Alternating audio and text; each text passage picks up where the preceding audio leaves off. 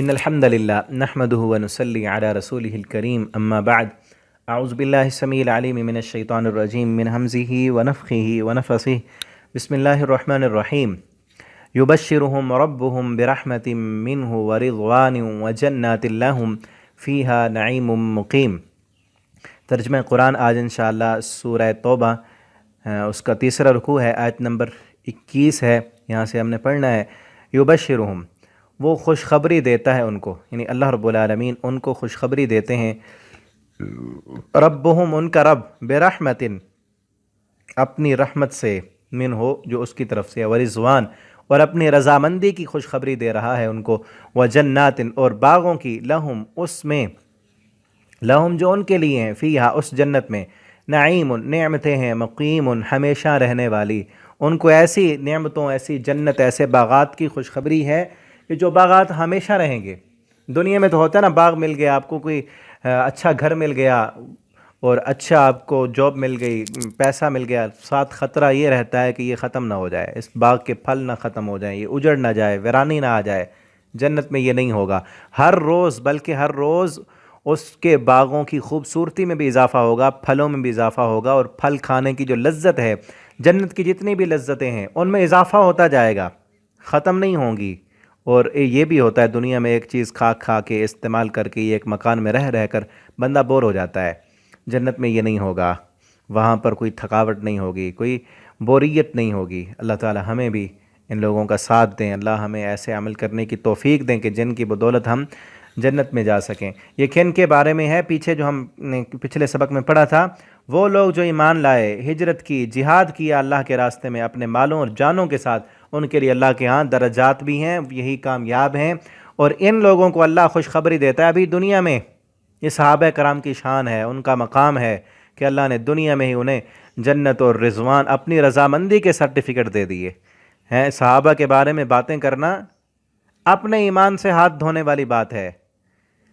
عام انسان، عام بندہ، چاہے وہ کوئی ولی ہے، محدث ہے، وہ امام ہے، وہ نیکیاں کر رہا ہے، اس کو پتہ نہیں ہے میری نیکیوں سے اللہ راضی ہو رہا ہے یا نہیں۔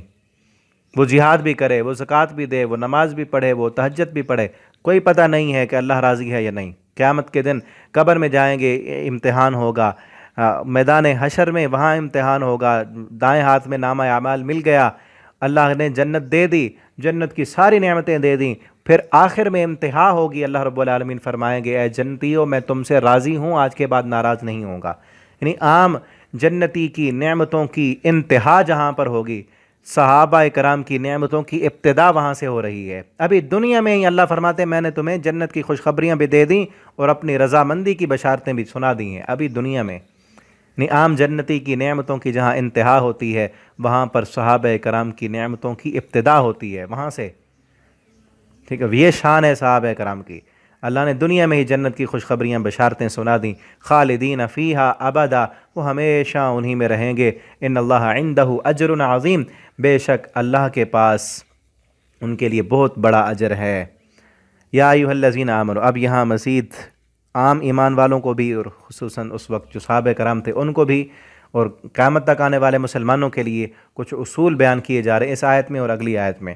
یا ایھا الذین آمنوا، اے وہ لوگو جو ایمان لائے ہو، لا تتخذوا، نہ تم بناؤ، آباءکم، اپنے آباء و اجداد کو، و اخوانکم، اور اپنے بھائیوں کو، اولیاء، دوست، اپنے بھائیوں، اپنے باپوں اور اپنے بھائیوں کو دوست نہ بناؤ۔ کب؟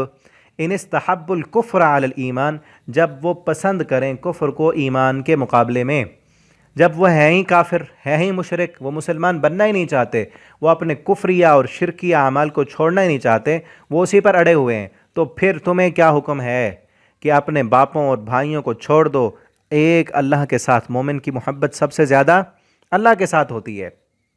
اشد حبا للہ، مومن اللہ کی محبت میں بڑے شدید ہوتے ہیں۔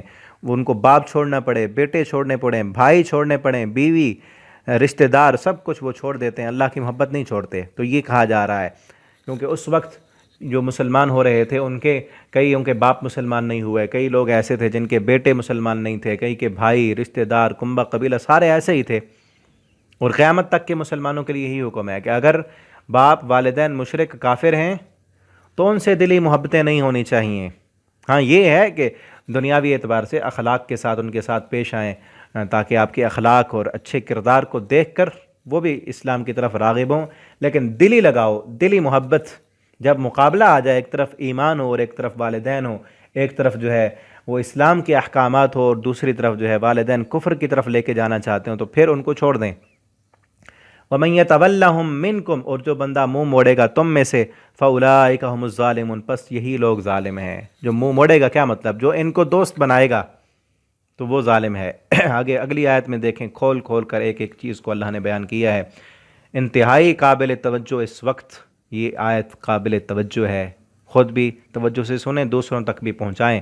اللہ فرماتے ہیں قل، اے میرے نبی آپ ان سے کہہ دیں، ان کانا، اگر ہیں، آباؤکم تمہارے آباؤ اجداد، و ابناؤکم اور تمہارے بیٹے، و اخوانکم اور تمہارے بھائی، و ازواجکم اور تمہاری بیویاں، و عشیرتکم اور تمہارا کنبہ قبیلہ۔ عشیرہ کہتے ہیں ایسے رشتہ دار جو بالکل قریبی ہوں، کہ جن میں انسان اپنی زندگی بسر کرتا ہے، قریبی رشتہ دار، و اموالو اور تمہارا مال، اقترفتموہا جو تم کماتے ہو، و تجارت اور تمہاری تجارت، تمہارا بزنس، تخشون کسادہ کہ تم ڈرتے ہو اس میں نقصان سے، کہ اس میں تجارت میں نقصان نہ ہو جائے، و مساکن اور تمہارے گھر، ترضونہا جو تمہیں پسند ہیں، بڑے خوبصورت عالیشان تمہارے محل، تمہارے گھر جو تمہیں بڑے خوبصورت اور پیارے لگتے ہیں، کیا ہو، یہ ہے نا، ان کانا اگر ہو جائیں، کیا یہ ساری چیزیں ہو جائیں، کیا ہو جائیں، احبہ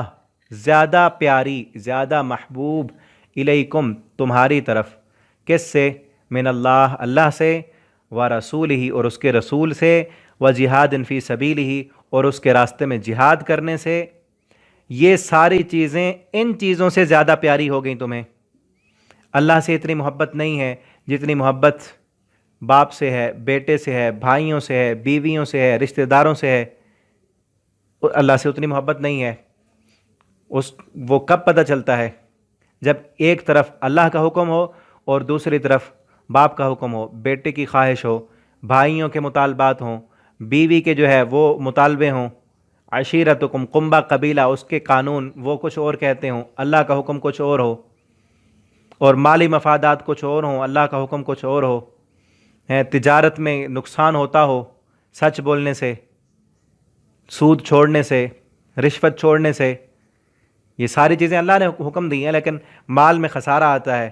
وَمَسَاكِنُ تَرْضَوْنَا گھر زیادہ پیارے لگ جائیں، گھروں کو چھوڑنا نہ چاہو، مسجدوں میں نہ جانا چاہو، گھر بنانے کی زیادہ فکر ہو، اللہ کے مسجدوں کی کوئی پرواہ نہ ہو، ٹھیک ہے، وَجِهَادٍ فِي سَبِيلِ اللہ کے راستے میں جہاد کرنے سے یہ چیز زیادہ محبوب ہو، آڑے آ جائے، فَتَرَبَّصُوا اللہ کیا فرماتے ہیں، یہ ساری چیزیں اگر اللہ اور اس کے رسول سے زیادہ تمہیں پیاری ہیں، رسول اللہ صلی اللہ علیہ وسلم تمہیں اور حکم دیں، رسول اللہ صلی اللہ علیہ وسلم تمہیں داڑھی رکھنے کا حکم دیں، دنیا والے کہیں نہیں، رسول اللہ صلی اللہ علیہ وسلم کی سنت تمہیں اور کہے، آپ کی سنت کا لباس اور ہو اور تم لباس جو ہے وہ اور پہنو، رسول اللہ صلی اللہ علیہ وسلم کی محبت کا تقاضا یہ ہو کہ سنتوں پر چلا جائے، لیکن تمہاری برادری والے، خاندان والے، باپ، والدین، رشتہ دار وہ کہیں کہ نہیں ہمارا رسم و رواج تو یہ ہے، ٹھیک ہے نا، آج ہو رہا ہے نا، کئی لوگ حدیثیں دیکھ لیتے ہیں، پتہ ہوتا ہے سنت یہ ہے، لیکن باپ نہیں مانتا،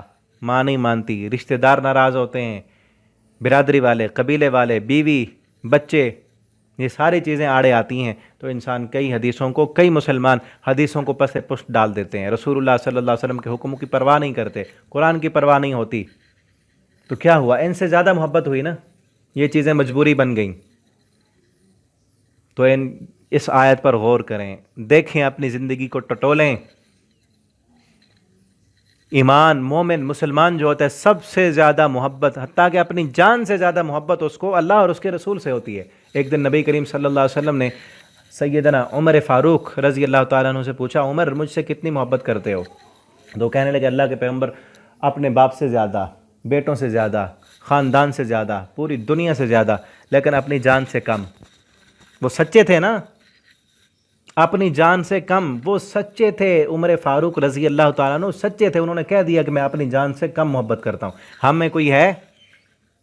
ہم زبان سے نہیں کہتے، ہمیں کوئی مسلمان ایسا نہیں ملے گا جو کہے میں اپنی جان سے کم محبت کرتا ہوں. ہمارا تو دعویٰ ہے حرمت رسول پر جان بھی قربان ہے. ہم تو آپ کے نام پر جانیں قربان کرنے کے دعوے، فقط دعوے کرنے والے ہیں.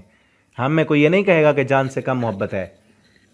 ایک بندے سے پوچھو جان سے زیادہ، وہ کہے گا جان سے زیادہ محبت ہے، لیکن داڑھی پر روزانہ شیو کرا رہا ہے، یہ جان سے زیادہ محبت کرنے والا ہے. ایک داڑھی تو نہیں رکھ سکتا.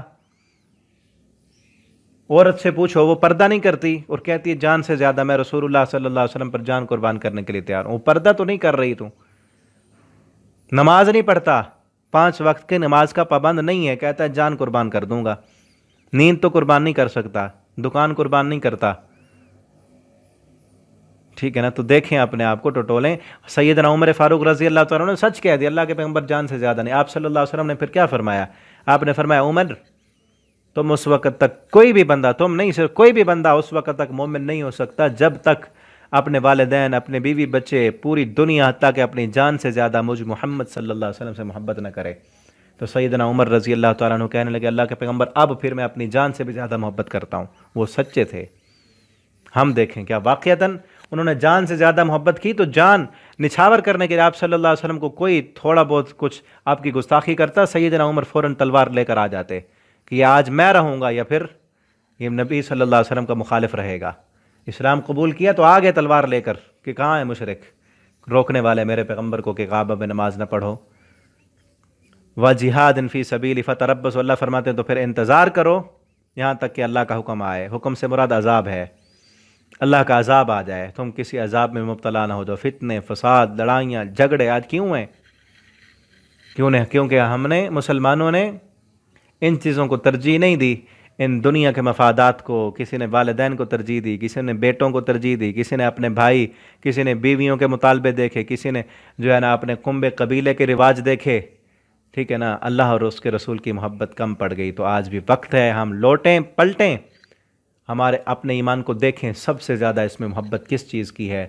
اگر اللہ کی ہے تو مبارک ہو، نہیں ہے تو اس ایمان اور اس محبت کو بڑھائیں. سب سے زیادہ محبت اللہ سے، اس کے رسول سے اور اللہ کے راستے میں جہاد کرنے سے ہونی چاہیے. واللہ لا یہدی القوم الفاسقین، اللہ فرماتے ہیں اللہ ایسے قوم فاسق لوگوں کو پھر ہدایت بھی نہیں دیتا. ایسے لوگ جو ایسے کام کریں وہ فاسق ہیں، اور ایسے فاسقوں کو اللہ ہدایت نہیں دیتا. اللہ سے دعا ہے اللہ رب العالمین ہمیں اپنی محبت نصیب فرما دے. ہمارے دلوں میں سب سے زیادہ محبت اپنی ہو، اللہ کی ہو، اللہ کے رسول صلی اللہ علیہ وسلم کی ہو، اللہ کے راستے میں جہاد کرنے کی ہو.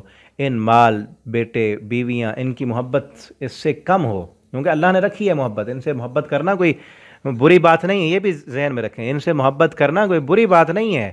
مال سے محبت ہے، انسان کو نفع سے، اپنے کاروبار سے، اپنے گھر سے، بیوی بچوں سے، یہ درست ہے، محبت ہونی چاہیے.